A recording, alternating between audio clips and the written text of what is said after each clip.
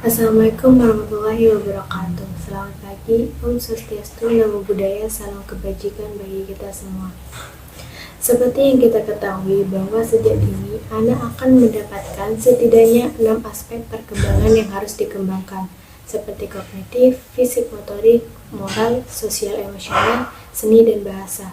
Salah satu yang akan dibahas di video ini yaitu teori perkembangan kognitif menurut Lev Vygotsky. Dengan memahami teori-teori perkembangan kognitif akan menjadikan pedoman untuk setiap tahapan perkembangan kognitif dan juga memberikan pengetahuan tentang bagaimana konstruksi kognitif itu terbentuk. Sebenarnya siapa sih Lev Vygotsky?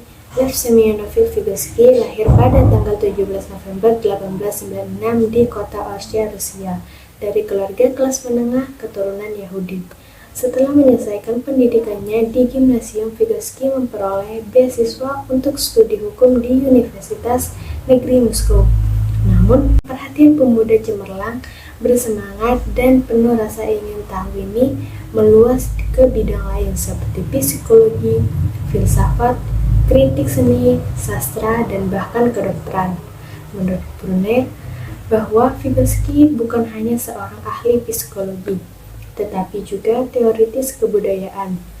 Bagi Vygotsky, teori pendidikan adalah teori tentang transmisi kebudayaan dan juga teori perkembangan. Bagaimana teori Vygotsky?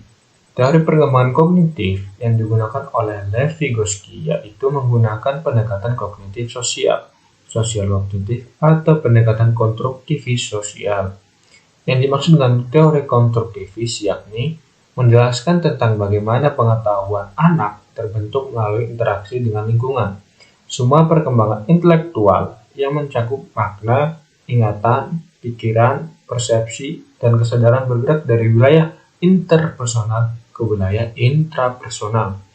Vygotsky menekankan pentingnya peranan lingkungan, kebudayaan, dan interaksi sosial dalam perkembangan sifat-sifat dan tipe-tipe manusia. Vygotsky juga percaya bahwa bahasa memiliki peran penting dalam perkembangan kognitif anak. Bahasa sebagai alat komunikasi yang digunakan untuk berinteraksi dengan orang-orang yang ada di lingkungan sosialnya. Dengan bahasa, anak akan mengkomunikasikan permasalahan-permasalahan yang dia hadapi kepada orang lain yang dia anggap memiliki kemampuan untuk membantunya menyelesaikan masalah yang dihadapinya. Elemen teori perkembangan kognitif Lev Vygotsky. Yang pertama adalah Zone of Proximal Development.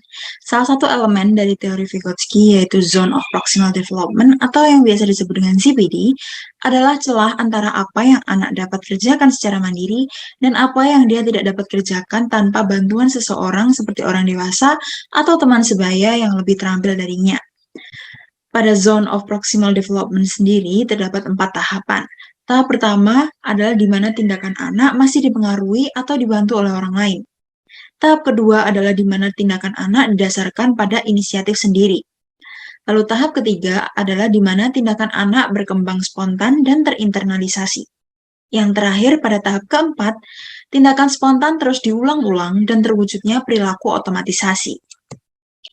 Nah, berdasarkan dari tahapan-tahapan tersebut, dapat diketahui bahwa ada zona di mana anak bisa belajar secara mandiri tanpa bantuan orang lain, dan ada juga zona di mana anak tidak mampu belajar secara mandiri dan diperlukan bantuan orang lain. Dan untuk meningkatkan keterampilan atau kemampuan anak ke arah yang lebih tinggi, diperlukan juga bantuan orang lain yang memiliki keterampilan yang lebih tinggi. Elemen teori perkembangan kognitif Lev Vygotsky. Scaffolding.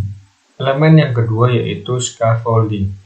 Scaffolding berarti merubah tingkat dukungan atau meningkatkan pendamping untuk memantapkan kemampuan anak melalui bantuan dari orang yang lebih mampu, lebih mengetahui, dan lebih terampil, dengan tujuan membantu anak memperoleh hasil belajar yang maksimal.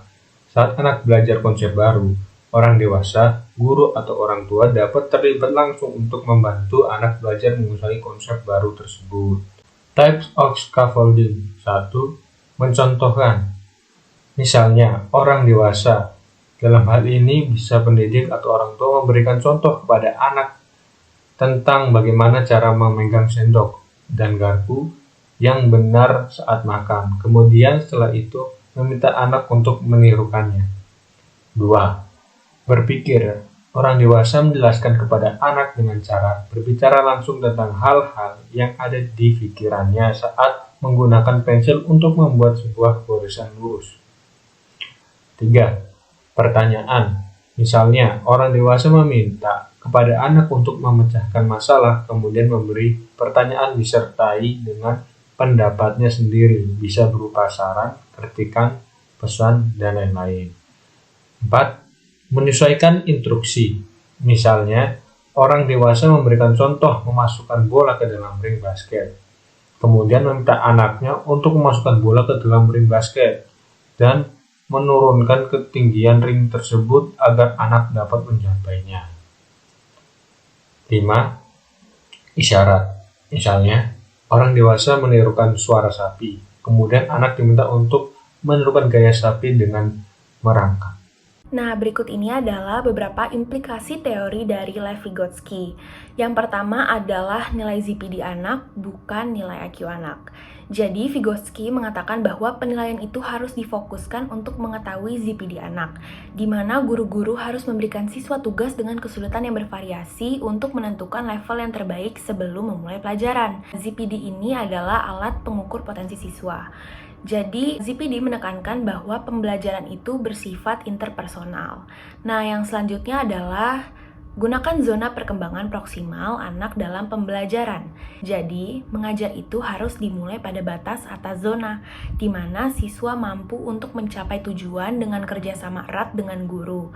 Nah, dengan petunjuk dan latihan yang terus-menerus, siswa akan mengorganisasikan dan kemudian menguasai urutan tindakan yang dibutuhkan untuk melakukan suatu keahlian yang diharapkan. Selanjutnya adalah gunakan teman sebaya yang terampil sebagai guru. Nah, Vygotsky mengatakan bahwa ternyata murid itu juga bisa mendapatkan manfaat dari bantuan dan petunjuk dari temannya yang lebih ahli. Selanjutnya, tempatkan pengajaran dalam konteks yang berarti.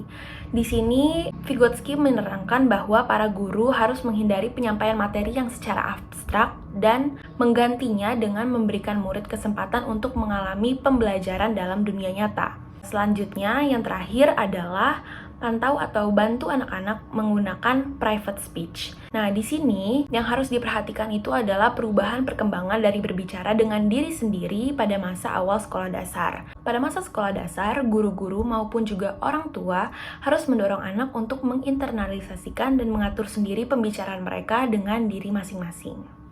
Children's cognitive development is promoted and enhanced through their interaction with more advanced and capable individuals.